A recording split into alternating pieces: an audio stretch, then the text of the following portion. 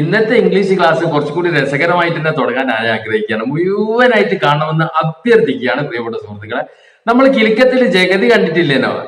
ജോജി ഞാൻ അടിച്ച് പിരിഞ്ച് അത് അയാള് ജോജി കഹാ ഹെ ജോജി മേ ആ ദുഷ്മൻ ദുഷ്മൻ എന്ന് പറയുന്നില്ലേ, അതുപോലത്തെ ഒരു സാധനം ഇംഗ്ലീഷിലുണ്ട്. എന്താന്ന് വ്യക്തമാക്കി തന്നെ. ഉദാഹരണത്തിന് പറയാ വെച്ച് കഴിഞ്ഞാൽ ഇവിടെ ശ്രദ്ധിക്കണേ, കറക്റ്റ് ആയിട്ട് ശ്രദ്ധിക്കണം, നല്ല വ്യക്തമാക്കി തരാം. പക്ഷെങ്കിൽ നിങ്ങളൊന്ന് ശ്രദ്ധിക്കണം. ഇത് വളരെ ഉപകാരപ്രദമായിട്ടുള്ള ഒരു സാധനമാണ്. ഏത് സമയത്തും ഇത് പറയുന്നതിന് മുമ്പേ തന്നെ ആദ്യം തന്നെ നിങ്ങളെ മനസ്സിലേക്ക് ഞാൻ വ്യക്തമായിട്ടൊരു കാര്യം പറയാണ്. കുറച്ച് past participle form of verb ഒന്ന് പഠിക്കണം. ഇപ്പൊ അതായത് ലുക്ക് നോക്കുക, looked past tense, looked past participle form of verb എന്താണ്? ലുക്ക്ഡ്. ആ past participle form of verb കുറച്ച് ഉപകാരപ്പെടും. അതിന്റെ ഒരു ഉദാഹരണമാണ് ഇവിടെ ജഗതിന്റെ ഞാൻ ആദ്യം പറഞ്ഞത്.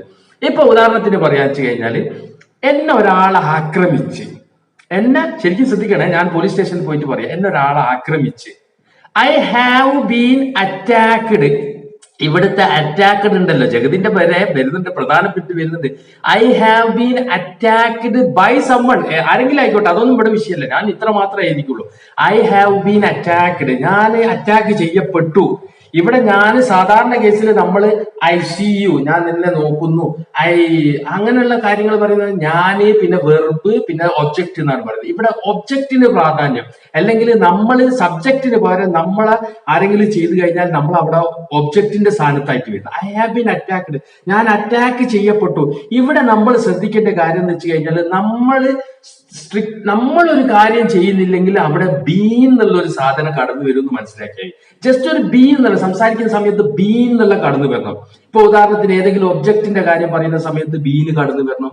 അല്ലെങ്കിൽ ഇപ്പൊ വേറൊരു ഉദാഹരണം കൂടി അതിന്റെ അപ്പുറം തന്നെ എഴുതി തരാൻ, അതോടുകൂടി വ്യക്തമായി തരാം. My wallet is been stolen, my wallet is been stolen, എന്റെ വാലറ്റ്, എന്റെ പേഴ്സ് സ്റ്റോളൻ, മോഷ്ടിക്കപ്പെട്ടു എന്നാണ് പറഞ്ഞിരിക്കുന്നത്. അവിടെ വാലറ്റ് എന്നുള്ള ഒബ്ജക്റ്റ് ആണ്.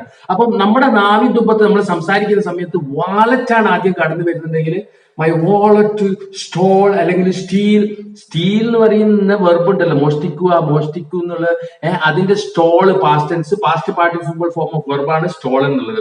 അപ്പൊ മൈ വാലറ്റ് എന്ന് പറയുന്ന സമയത്ത് സ്റ്റീൽ അല്ലെങ്കിൽ സ്റ്റോൾ എന്നല്ല കടന്നു വരിക, പാസ്റ്റ് പാർട്ടിസിപ്പിൾ ഫോം ഓഫ് വെർബാണ് അവിടെ കടന്നു വരിക. My wallet is been stolen, ആ ബീൻ കടന്നു വന്നിട്ടുണ്ടോ? My wallet is been stolen. I has ഒന്നും മര്യാദയ്ക്ക് പറയണമെന്നില്ല. My wallet is been stolen by him, അല്ലെങ്കിൽ ബൈ സംവൺ, ഒരാൾ എന്റെ വാലറ്റ് ഇതാക്കിപ്പെട്ടു. ഇവിടെ past participle form of verb കടന്നുകൊണ്ടാണ് സ്റ്റോളൻ എന്നുള്ളത്, സ്റ്റീലിന്റെ പാസ്റ്റ് പാർട്ടിസിപ്പിൾ ഫോം. ഇവിടെ I have been attacked by someone എന്നാണ് പറഞ്ഞിരിക്കുന്നത്. അല്ലെങ്കിൽ നമ്മൾ എന്താ പറയാ, ജഗതി പറയുന്ന പോലാന്നുണ്ടെങ്കിൽ എന്നെ ആരോ ആക്രമിച്ചു എന്ന് പറയുന്നതിന് പകരം പോലീസുകാരോട് പറയാം ഐ അറ്റാക്ക്ഡ് എന്ന് പറയുന്നവർ എന്തായി, അറ്റാക്ക്ഡ്, ഞാൻ ആക്രമിച്ചു എന്നുള്ള രീതിയിൽ അറ്റാക്ക്ഡ്.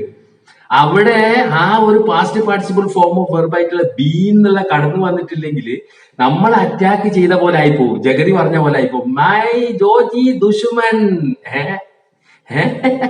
ഹംദോനോ ദുഷ്മനെ എന്ന് പറയുന്നതിന് പകരം എന്താണ് ജഗതിന്റെ പറഞ്ഞ ജോജി ദുഷ്മൻ, അയാളായിട്ടുള്ള ദുഷ്മനെ പോലെ ആയിപ്പോയി. അതുപോലെയാണ് ഇവിടെ ഐ അറ്റാക്ക്ഡ് എന്ന് പറയുന്നതിന് പകരം ഐ അറ്റാക്ക്ഡ് എന്ന് പറഞ്ഞു കഴിഞ്ഞാൽ ജഗതി പറഞ്ഞ പോലെ ആയിപ്പോയി. പോലീസുകാരോട് പറഞ്ഞു നീ ആരാണ് അറ്റാക്ക് ചെയ്തതെന്ന് പറയേണ്ടി വരും.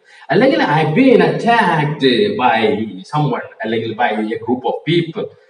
അപ്പൊ അവിടെ എന്താണ് സംഭവിക്കുന്നത് എന്താണെന്ന് വെച്ച് കഴിഞ്ഞാൽ ബീൻ എന്നുള്ളതും പാസ്റ്റ് പാർട്ടിസിപ്പിൾ ഫോം ഓഫ് വെർബും കടന്നു വരണമെന്ന് മനസ്സിലാക്കണം. ഒരു ഒബ്ജക്റ്റിനെ അല്ലെങ്കിൽ ഏത് കഥാപാത്രമായിട്ടും സബ്ജക്റ്റ് അല്ലാതെ മുന്നിൽ വരുന്ന സമയത്ത് നമ്മൾ ബീൻ അല്ലെങ്കിൽ അതിന്റെ past participle form of verb, പ്രധാനമായിട്ട് past participle form of verb വരണം എന്ന് ഞാൻ പറയുകയാണ്. Been attacked, been stolen, been looked, അങ്ങനെ ഏതെങ്കിലും ഒരു ഉദാഹരണം കമന്റ് ബോക്സിൽ അറിയിക്കണമെന്ന് അഭ്യർത്ഥിക്കുകയാണ്. അപ്പൊ ആ വിഷയം കറക്റ്റ് ആയിട്ട് മനസ്സിലായി എന്ന് വിചാരിക്കുന്നു. ഓക്കെ, ഇനി അടുത്തത് watch out, look out. Watch out, look out. ഇപ്പൊ ഒരു ഇംഗ്ലീഷ് സിനിമയിൽ ഒരു അമേരിക്കക്കാർ പറയുന്നതാണ്, ഇംഗ്ലീഷ് ഇങ്ങനെ സമയത്ത് കൊണ്ടേ സൈഡിൽ കൂടെ ഒരു കാർ സ്പീഡിൽ പോയി, അല്ലെങ്കിൽ ഒരാള് സൈക്കിൾ സ്പീഡിൽ പോയി, വാച്ച് ഔട്ട്. വാച്ച് ഔട്ട് എന്ന് പറഞ്ഞു കഴിഞ്ഞാല് ശ്രദ്ധിക്ക്, ബി കെയർഫുൾ. നമ്മള് ബി കെയർഫുൾ, എത്ര കാലായി കെയർഫുൾ എന്ന് പറഞ്ഞത്. വാച്ച് ഔട്ട്, ആളൊന്ന് ഞെട്ടട്ടെ, മാറ്റി കൊണ്ട് വാച്ച് ഔട്ട് ഉപയോഗിക്കണം. പ്രാക്ടീസ് ചെയ്യാൻ വേണ്ടി ശ്രമിക്കണം, നിങ്ങൾ ഞാനും എല്ലാവരും. ഇപ്പൊ ഞാനെല്ലാം ഉപയോഗിക്കേണ്ട നിങ്ങൾ ഉപയോഗിക്കണം എന്നല്ല പറയുന്നത്, നിങ്ങൾ ഞാനും ഉപയോഗിക്കണം. വാച്ച് ഔട്ട്, ശ്രദ്ധിക്കുക. ലുക്ക് ഔട്ട് എന്ന് പറഞ്ഞു കഴിഞ്ഞാൽ ശ്രദ്ധിക്കും, ബി കെയർഫുൾ എന്നുള്ളതാണ്. പക്ഷെ ലുക്ക് ഔട്ടിന് വേറൊരു അർത്ഥം കൂടി ഉണ്ട്. എന്തെങ്കിലും സെർച്ച് ചെയ്യണമെങ്കിൽ, എന്തെങ്കിലും പരുതുന്നുണ്ടെങ്കിൽ, എന്തെങ്കിലും ഒന്ന് നോക്കി ലുക്ക് ഔട്ട് എന്നുള്ള ആ ഒരു വെർബും കൂടി ഉപയോഗിക്കുക ആ ലുക്ക് ഔട്ടിന്. അപ്പൊ അതും കൂടി മനസ്സിലാക്കിയേ.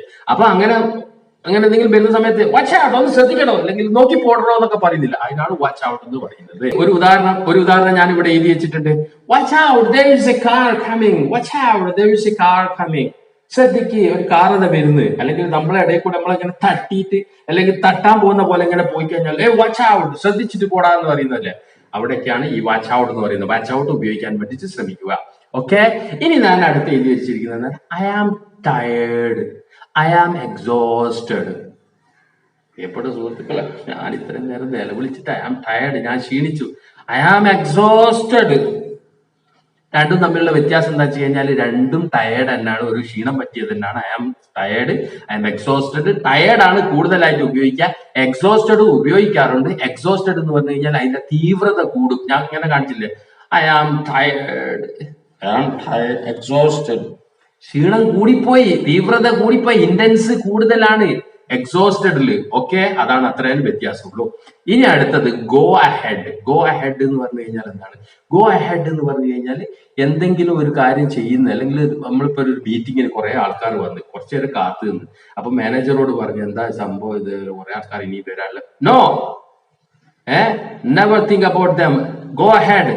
പോട്ടെ, മുന്നോട്ട് പോകുക എന്നുള്ളതാണ് അർത്ഥം. അതായത് എന്തെങ്കിലും പരിപാടി ചെയ്യുന്നുണ്ടെങ്കിൽ സ്റ്റാർട്ട് ചെയ്തോ, പ്രശ്നമാക്കണ്ട. ഒരു കാത്തു വന്നാലും വന്നിക്കില്ലേയും ശരി, നമ്മളത് മുന്നോട്ട് ഗോ ഹെഡ്. അല്ലെങ്കിൽ എന്തെങ്കിലും ഒരു കാര്യം ചെയ്യട്ടെ, ഗോ ഹെഡ്, നീ മുന്നോട്ട് പോടാ, അതുകൊണ്ട് പോട്, നീ അത് ചെയ്തോ, എനിക്കൊരു പെർമിഷൻ കിട്ടുകയാണ്.